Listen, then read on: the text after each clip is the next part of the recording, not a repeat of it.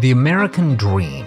No matter who you are, no matter how modest your background, you still have a chance at success.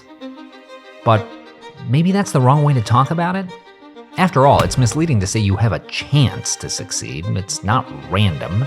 It's not as if the American dream fairy comes and visits you in the night. Whether you get ahead in life has a lot to do with the circumstances that surround you and the choices you make. And in fact, researchers actually have a pretty good idea of the things that are most likely to take people from rags to riches. And spoiler alert, it may not be what you think.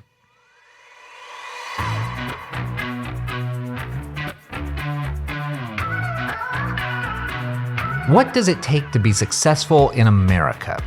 The answer to that question probably depends a lot on your background.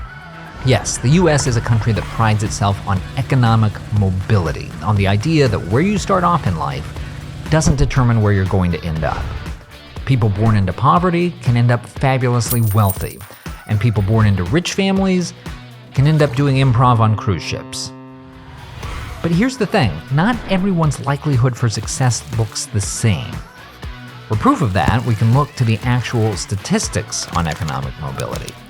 If everyone's prospects were identical, we'd expect just as many poor children as rich children to end up as wealthy adults. And that is not at all what we see. Amongst children born into the poorest 20% of families, as few as 3% of them end up in the top 20% as adults. By contrast, around 40% of children born into the top 20% end up staying there. And here's where it gets really crazy. A child born in the bottom 20% in Canada is nearly double as likely to end up in the top 20% as one born in the US. So close up shop, everyone. We had a good run. Okay, so the bad news, the country doesn't have as much economic mobility as we'd like. But there's good news too, which is that researchers have actually found a hack for how to get more of it. Over the years, lots of different ideas have been proposed as the silver bullet to help the most disadvantaged Americans. Spending more on anti-poverty programs, reforming the worst-performing schools, trying to reduce the number of broken families.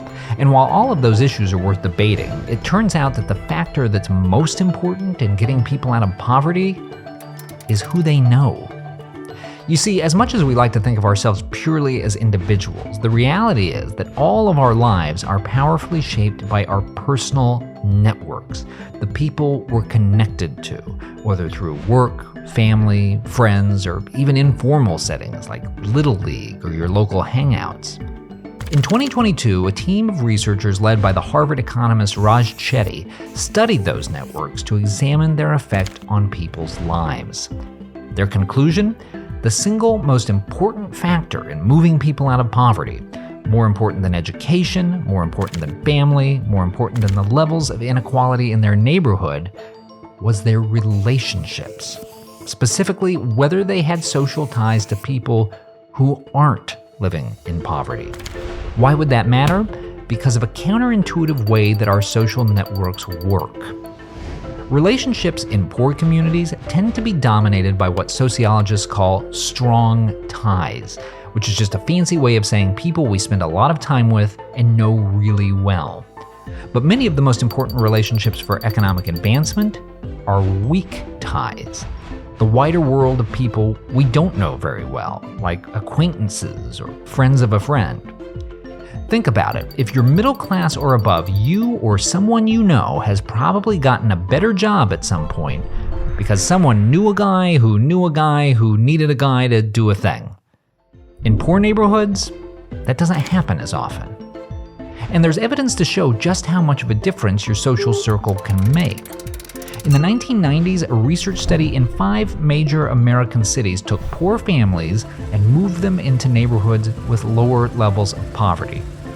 The results? The children who moved ended up being 16% more likely to go to college and ended up with incomes more than 30% higher than those who didn't move. All of which is great news, but there's still a problem here. The kind of relationships that would help people move out of poverty don't happen very often. It turns out that most American social circles are heavily class-based. The more money you have, the more money your friends and acquaintances tend to have. You can see this in terms of where people's friendships come from. The poorer you are, for instance, the more likely your friends are to be people from your neighborhood. While the wealthier you are, the more likely your friends are to be people from college. And the more likely they are to be named Chauncey and have been there on a polo scholarship. The research doesn't say that part, but we're going with our gut on this one. All of which means that, yes, the key to social mobility is for disadvantaged people to get out of their bubbles. But it also means that wealthy people have to get out of their bubbles too. Raj Chetty's research finds that social settings that draw people from all different backgrounds together, places like religious institutions, for example, are the places most likely to create these friendships across class lines. Which sounds pretty appealing, doesn't it? By just getting to know people who aren't like us, we may actually be creating a better country. So maybe we should all be looking for more opportunities to connect. It doesn't matter whether it's a bowling league or a book club.